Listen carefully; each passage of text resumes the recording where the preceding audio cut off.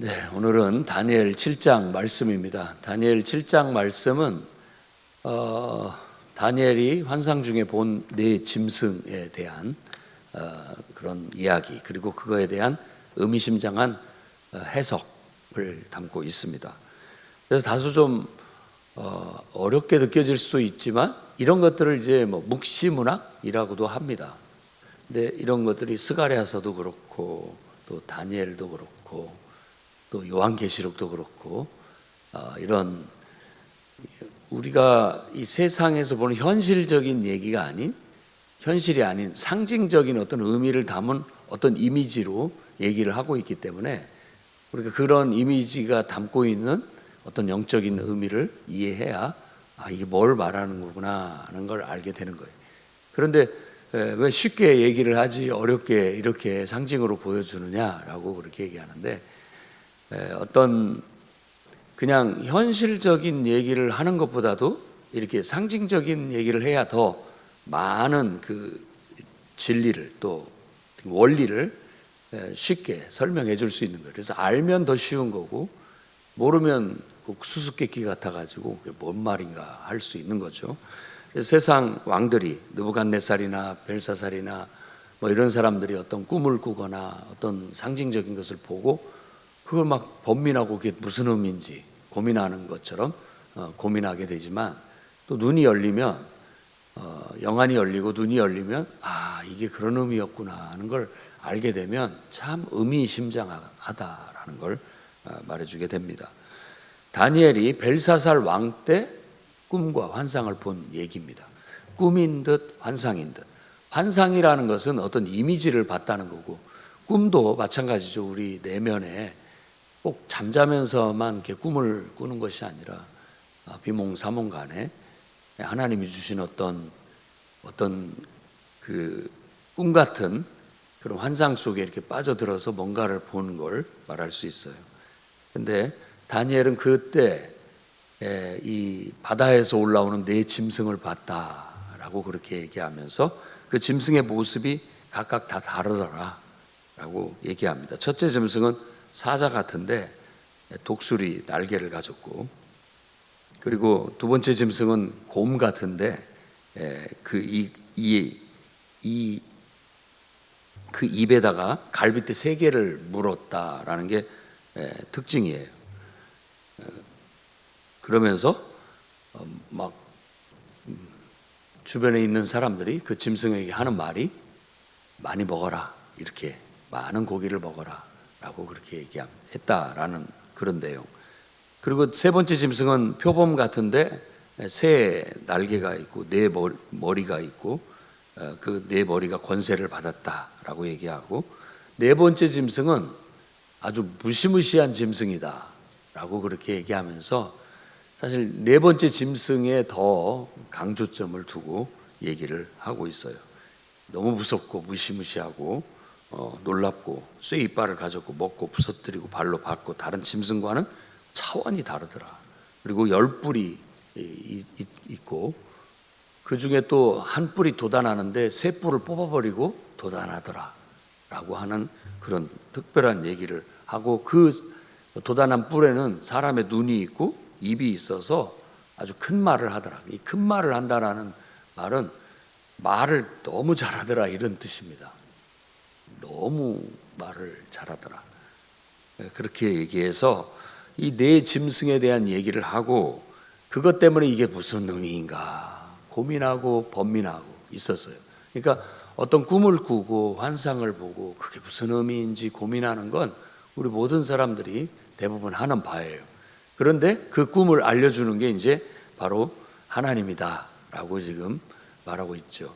그래서 꿈을 해석하는 것이 지성으로도 이성으로도 뭐 하기도 하고 또 뭐 점술가들이 하기도 하고 그렇습니다만은, 단연 가장 온전한 해석은 창조주 하나님이 온 세상을 섭리하시고 또 보이지 않는 가운데 은밀한 가운데 역사하시는 분이기 때문에 하나님의 관점으로 하나님이 주신 해석이 가장 온전하다고 여러분 믿으시기 바랍니다. 다니엘서가 바로 그걸 보여주는 거예요. 세상에 우리가 이성으로 학문을 하는 것도 우리 인간이 뭔가 눈을 뜨고 깨닫는 그런 의미가 있습니다. 또 세상의 어떤 정신수양 뭐 이런 것을 통해서도 인간의 정신이 더 탁월해지고 이럴 수 있습니다. 그런데 그 모든 것보다도 하나님을 알고 하나님의 임재, 거룩한 영에 사로잡혀 하나님이 주시는 그런 꿈과 환상 그리고 깨달음은 이 모든 것들보다 탁월하다라는 것이 성경에서 가르쳐 주는 바예요. 그래서 우리가 기도하는 이 행위야말로 다른 영을 향하지 않고 우리는 온 우주 만물을 창조하신 그 거룩한 영, 그리고 보이지 않는 가운데 역사하고 있는 살아계신 영, 그리고 정말 그 영이 인간이 되어 이 땅에 오셨고 또 십자가에 못 박혀 죽으시고 죽은 자 가운데서 3일 만에 부활하셔서 승천하신 그 영, 그분만이 우리가 섬길 하나님이에요. 그분만이 우리의 구원자고 그분만이 우리의 예배를 받을 수 있는 유일한 분이시다. 그래서 우리는 그 하나님, 성경에서 말하는 창조자요, 온 세상을 통치하시는 자요, 인간으로 이 땅에 우리를 구원하러 오신 분이요, 우리를 위해 십자가에 죽으시고 부활하셔서 승천하신 그분만이 유일한 참 하나님이고 참 구원자고 우리가 섬길 유일한 왕이요, 우리가 예배할 유일한 대상이다라는 그 믿음을 가져야 됩니다. 그래서 이 그분에 의해서 그분이 이제 천사를 보내서 그걸 해석을 해주는 내용이 이제 9절부터 13절부터 이어져서 나오게 됩니다. 근데 이 네 짐승을 보여주고 그 다음에 이제 왕자가 놓이고 옛적부터 계신 이가 좌정하셨고 그분이 인자 같은 이, 인자라는 건 사람의 아들을 말합니다. 그러니까 인자 같은 이에게 모든 왕권을 주는 거예요. 왕권과 그래서 나라를 다 그에게 주는 거예요. 그래서 그 나라는 영원한 나라, 그리고 그 왕은 영원한 왕이 될 것이다 라고 그렇게 말합니다. 그리고 그 짐승은 죽어요. 짐승은 죽습니다. 그 무시무시한 짐승은 죽고, 그리고 나머지 세 짐승은 뭐 권세는 빼앗겼지만 죽지는 않는다라고 그렇게 얘기를 하고 있어요. 그래서 이런 것들이 도대체 뭘 말하려고 하는 거냐라고 하는 거예요. 그래서 해석은 그렇습니다. 해석은 이 네 짐승에 대한 해석, 이 네 짐승은 세상에 일어나게 될 네 왕 혹은 네 나라, 왕과 왕국이기 때문에 왕과 나라를 동일시합니다. 그래서 그때는 왕의 나라이기 때문에, 지금은 국민의 나라지만 그때는 왕의 나라이기 때문에 왕을 얘기하는 것이 곧 그 나라라고 할 수 있죠. 그래서 네 짐승은 네 왕 혹은 네 나라라고 설명을 해주고 있고, 그다음에 지극히 높으신 그분이야말로 창조주 하나님이고 온 우주를 통치하시는 하나님이고 살아계신 하나님이고, 그분이 그분의 결국은 성도들에게 이 짐승들이 다스리는 나라를 줄 것이다 라고 그렇게 말합니다. 지금 이 다니엘이 본 환상의 주된 메시지는 바로 그거예요. 내 왕, 이것은 세상 나라를 상징한다라고 볼 수 있습니다. 근데 세상 나라나 혹은 통치자들이 이래서 네 부류가 있다라고 생각하면 되겠어요. 네 부류. 그래서 처음 부류는 사자. 그러니까 앞에서 말한 느부갓네살 왕이 꿈을 꿨을 때 그 신상이 네 개의 금속으로 이루어졌어요. 금, 은, 동, 노시라고 하는 동, 철. 그거나 똑같아요. 지금 이 네 짐승도. 그러니까 그것은 세상 나라가 금과 같기도 하고 은과 같기도 하고 동과 같기도 하고 철과 같기도 하는데, 이 철이 제일 문제다라고 그렇게 얘기를 하는 거예요. 그리고 여기서도 이 네 짐승이 나오는데, 하나는 사자 같고 독수리 날개를 가졌다라고 하고 사람의 마음을 가졌다고 얘기해요. 그 말은 아주 놀라운 권세를 가진 통치자고 그런 나라인데 사람의 마음을 가졌다라는 것은, 여기에서는 짐승과 사람을 비교해서 짐승은 포악하고 아주 흉악한 것을, 폭력스러운 것을 말하는 거고, 사람은 그러지 않다라는 걸 말하는 거예요. 그나마 인간적, 우리가 말하는 거 휴머니즘 그런 거죠. 그나마 사람 같아요. 그러니까 좀 이 네 짐승 중에서는 제일 그래도 괜찮은 왕, 괜찮은 통치자. 그래서 세상에는 참 인간이 존중할 만한, 존경할 만한 그런 통치자, 또 그런 통치자가 잘 이끌어서 태평성대를 이루는 그런 나라도 있습니다. 그런 시대도 있는 거죠. 근데 여기서는 이제 굳이 갖다 붙인다면은 다니엘이 그 신상을 보고 해석했듯이 느부갓네살 왕이십니다. 왕이 그래도 그때만 하더라도 우리도 보통 그렇게 얘기하잖아요. 왕년이 좋았다고, 옛날이 좋았다고, 지난 날이 좋았다고. 갈수록 이상하게 인간성은 없어지고, 갈수록 예의도 없어지고, 갈수록 사람 같지가 않아지는 듯한 세상으로 가고 있는 것 같아요. 옛날이 참 그래도 인간미 있고, 또 그나마 좀 정도 있고 의리도 있고 뭐 이렇게 살았던 것 같아요. 근데 갈수록 그런 것들이 없어져 가는 거예요. 지금 그런 거예요. 옛날에는 그래도 사람들이 사는 세상 같았는데 갈수록 어떻게 보면 이 세상이 더 흉악해져 가고 더 악해져 가고 악랄해져 가는 그런 것들은 뭐 모든 사람이 느끼는 바인 것 같습니다. 그러니까 하나님이 창조한 세상 속에 사람이 나르는 왕이 되어 다스리는 나라를 4개의 특징을 살려서 설명해 주고 있는데, 첫 번째가 가장 인간적이고 좋아요. 그 다음에 두 번째는 곰인데, 사자보다는 좀 못하지만 곰은 여기에 특징은 이빨에 새 갈빗대를 물고 있고 또 많이 먹으라고 얘기하는 게 그 어떤 탐욕을 말하는 거죠. 탐욕, 권력욕, 영토욕, 물욕, 뭐 다 탐욕이에요. 이미 물어뜯고 있는데도 그 욕망을 저버리지를 못하는 거예요. 예를 들어 한 나라가 3개의 나라를 정복했어요. 그런데도 만족하지 못하고 더 많은 세상을 정복하려고 하는 그런 탐욕스러움을 보여주고 있는 거라고 볼 수 있죠.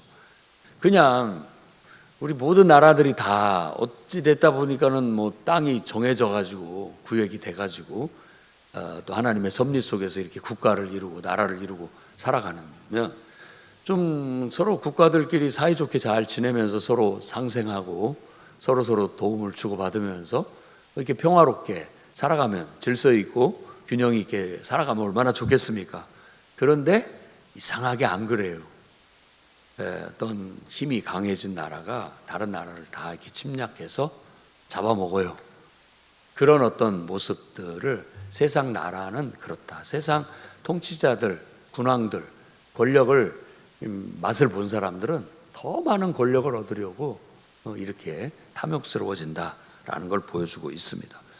그래서 이걸 이제 시대순으로 얘기한다면, 굳이 말하자면은 이 곰은 메데와 파사, 페르시아 제국을 말한다.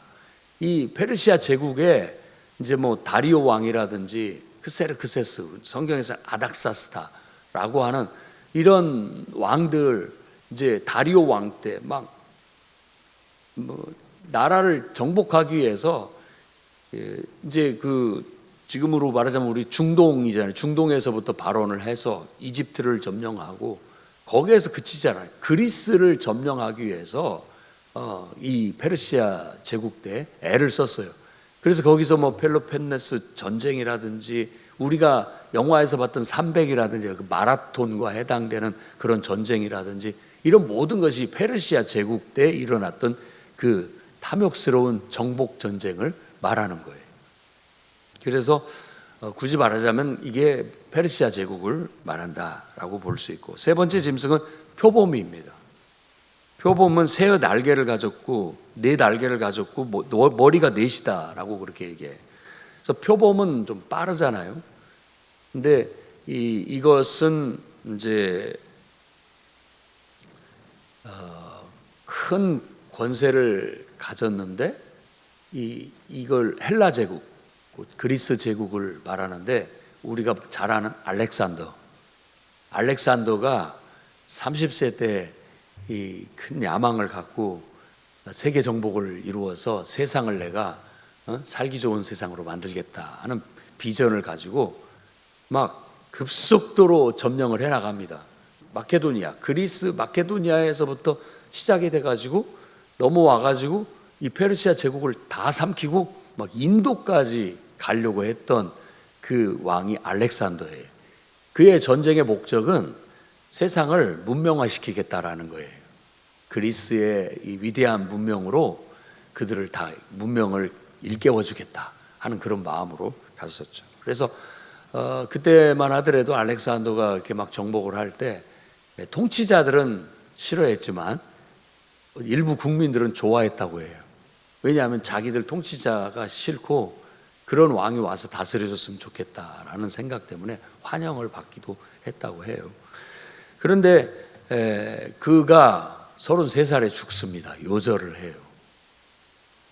그냥 젊은 나이에 죽고 그의 부하들이 이제 정복한 영역을 마케도니아 빼고 나머지 정복한 그 중동과 이집트와 이 모든 영역을 4사람이 나눠 가져요. 4사람이 쪼개서 그걸 말하고 있는 게 아니냐라고 그렇게 해석들을 합니다.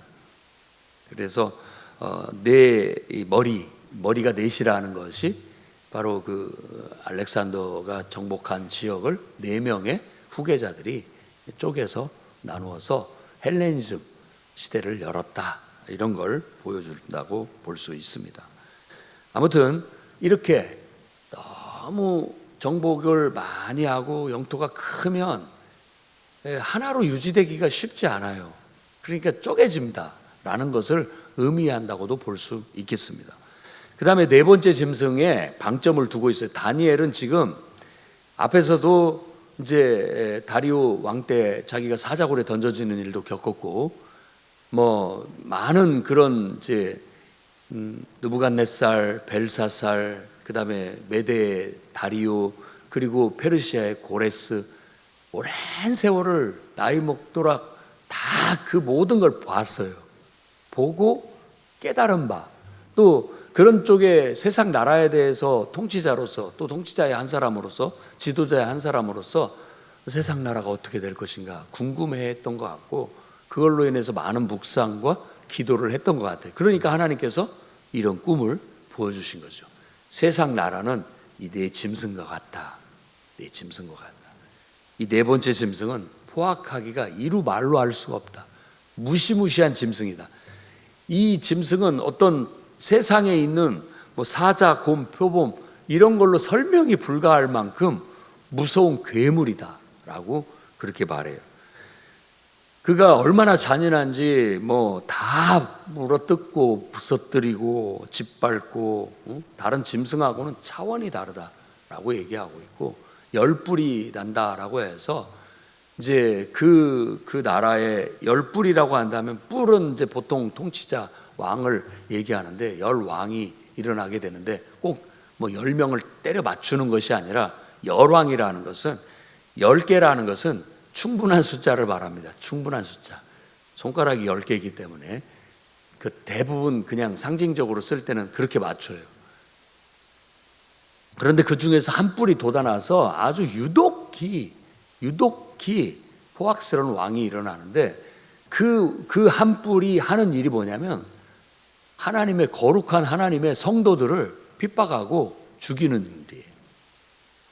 그러니까 다니엘을 핍박해서 사자굴에 넣든 풀무불 속에 쳐넣든 뭐 이런 식으로 하나님의 거룩한 성도들을, 하나님의 백성들을 핍박하고 죽이고 박해하는 그런 왕을 특별히 도단한 한 뿔로 얘기를 하고 있는 거예요.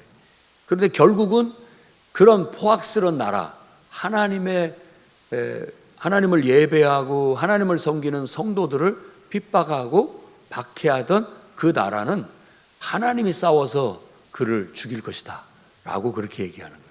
그러니까 성도들은 핍박을 당하고 죽임을 당하지만 하나님께서 결국 그 짐승을 때려잡아서 죽게 하고 하나님이 한 사람, 인자 같은 이에게 그 나라를 다 줄 것이다. 그래서 그 나라는 결국 성도들에게 돌아가게 될 것이다 라는 거예요. 그리고 보면 이 이야기는 요한계시록에 가서 다시 쫙 펼쳐집니다. 요한계시록에도 짐승이 나와요. 거기는 네 짐승이 아니라 이 마지막 한 짐승에 초점을 맞춰서 말하고 있죠. 그리고 세상 나라를 큰 성 바벨론이라고 은유적으로 상징적으로 말합니다. 그리고 무시무시한 짐승, 그리고 짐승을 탄 음녀, 이런 이미지로 더 이런 예언자의 환상과 예언의 용어를 가지고 또 다른 환상 속에 그걸 펼쳐서 더 자세히 보여주게 되고, 결국은 최후에 하나님이 그 짐승을 죽이고 또 결국 그 큰 성 바벨론은 무너뜨려지게 될 것이다 라는 걸 말해주고 있죠. 우리가 앞에서 본 에스겔이나 다니엘이 요한계시록에 그대로 들어가 있다라고 볼 수 있어요. 이런 환상이 계속 이어져서 요한이 밤모섬에서 본 환상도 그와 같은 상징적인 의미를 가지고 있다라는 걸 알 수 있죠. 그래서 우리가 오늘 말씀을 통해서 깨달아야 된다면, 성도들은 우리 그러니까 이 마지막 짐승은 이제 헬라 제국 다음에 일어난 로마 제국을 말한다고 갖다 붙일 수는 있습니다. 하지만 이게 이제 시대적으로 이 네 나라 같은 나라들이 이렇게 흘러가듯이 이게 돌고 또 돌고 반복된다는 거예요. 요한계시록도 7인을 떼면 7째 인 띄어지자마자 7 나팔이 따라락 나타나서 또 반복이 돼요. 7 나팔 7번째를 딱 불면 7 대접이 따라락 나타나서 또 반복이 돼요. 3번 반복이 되듯이 이 인류의 역사도 계속 반복되는 거예요. 평화스럽고 좋은 시절이 있는가 하면 막 전쟁을 치르고 막 야욕을 떨치고 이럴 때가 있고, 그리고 분열될 때가 있고, 그리고 유독이 아주 무시무시한 왕이나 통치자나 그런 나라가 등장할 때가 있다고요. 근데 그런 나라들 중에서도 하나님을 믿는 성도들을 호의적으로 대해주는 왕이 대부분이에요. 하나님 믿는다고 해서 막 핍박하고 대놓고 죽이고 하는 왕들은 많지 않아요. 4분의 1이에요. 4분의 1. 여기서 본다면. 그렇잖아요. 넷 중에 하나예요. 넷 중에 하나. 로마 제국도 다 하나님을 믿는 백성들을, 예수 그리스도를 믿는 사람들을 핍박한 게 아니에요. 그 중에 하나, 뭐 네로 왕이라든지 도미티안 황제라든지 이런 사람들이 대표적으로 핍박을 했던 왕들이죠. 아주 유독이. 네로 황제는 로마에 있는 유대인들만 핍박을 하고 잡아 죽였는데, 도미티안은 자기 로마 제국 내에 있는 모든 그리스도인들을 잡아서 학대하고 핍박했던, 그걸 확대했던 왕이에요. 그러니까 네로 황제 때는 사도 바울이 죽었다고 볼 수 있고요. 도미티안 때는 요한이 그 핍박 속에서 순교를 당했다고 보여집니다. 그래서 더 유독이 유명하죠. 어찌됐든 하나님을 믿는 백성들은 잘해주고 호의적으로 대해주고 아무 신경 안 쓰고 알아서 신앙생활 잘하게, 그런 거에 대해서 관여하지 않는 그런 통치자들이 있는가 하면, 유독이 그리스도인들을 싫어해서, 예수 믿는 사람들을 싫어해서 압박하고 핍박하고 그들을 어떻게든 제거하기 위한 정책과 법안을 내놓고 이런 시대가 온다라는 거예요. 그런 시대가. 이게 돌고 그런 사람들이 꼭 역사 속에 인물들이 있어요. 그런 사람들이 있을 수 있다라는 걸 우리가 알아야 되고, 이건 반복되고 또 세상의 마지막 날에도 그와 같은 일이 더 흉흉하게 일어나게 될 것이다. 그러니 우리도 정말 다니엘과 같은 신앙, 다니엘과 세 친구와 같은 신앙을 가져야 됩니다. 이 신앙을 지키기 위해서 풀무불에 던져놓는다 할지라도 믿음으로 죽이려면 죽여라 하고 나는 하나님을 저버릴 수 없다. 끝까지 하나님께 대한 신실함과 하나님께 대한 의리와 하나님께 대한 신앙을 지키고 오히려 순교를 택하는 거죠. 우리는 죽어도 죽은 것이 아니고 하나님 안에서 영원하기 때문에 하나님이 당연히 우리를 지켜주시고 보호해 주실 것을 믿기 때문에 그렇게 할 수 있는 겁니다. 불문불에서 건져내 주시듯 하나님 우리를 건져내 줄 것이고 사자의 입을 봉하시고 지켜주신 것처럼 우리를 지켜주실 거예요. 그러니까 믿음으로 우리가 행해야 되는 그런 확고한 신앙을 가져야 되겠고, 더 나아가서 그런 일이 없도록 우리는 기도해야 되겠죠. 우리 통치자들이 하나님을 믿는 백성들을, 교회를 핍박하거나 또 교회를 방해하거나 예배를 방해하거나 신앙을 약화시키는 어떤 정책이나 법안을 피지 않도록, 펼치지 않도록 우리가 영적인 싸움을 싸워야 되겠다라는 거예요. 그래서 앞으로 이제 이 다니엘서는 그런 영적 싸움을 또 환상을 보여주고 7장부터 12장까지는 4개의 환상을 가지고 의미심장한 세상에 대한 얘기, 그리고 하나님에 대한, 하나님 나라에 대한 이야기, 그 속에서 우리가 어떻게 성도로서 기도하고 살아가야 되는지에 대한 교훈을 주고 있는 거예요. 저와 여러분들이 깨닫고 이 세상 속에 살지만 우리가 바라는 나라는 하나님 나라다, 우리는 하나님 나라 백성이다 라는 믿음을 갖고 오늘도 기도로 영적 싸움을 싸우며 여러분들이 굳건하게 이 믿음을 끝까지 잘 지키고 정말 천국에서 다 같이 제외하는 축복이 있기를 주의 이름으로 축원합니다. 기도하겠습니다. 거룩하신 주님, 말씀을 깨닫게 하시고 또 영의 눈을 띄워주시고 세상을 보고 해석할 수 있는 지혜를 주시고 그 속에 보이지 않는 가운데 역사하시는 하나님의 역사를 깨닫게 하시고 주님과 주님의 역사 속에 동참하고 주님의 사역에 동역자로 함께 일하며 주님과 주님의 뜻을 이루기 위해서 고난받고 또 주님의 뜻을 이루기 위해서 수고하고 애쓰는 것을 기쁘게 여길 줄 아는 하나님의 거룩한 성도요 하나님의 백성들이 되게 해 주시옵소서. 예수님 이름으로 기도드립니다.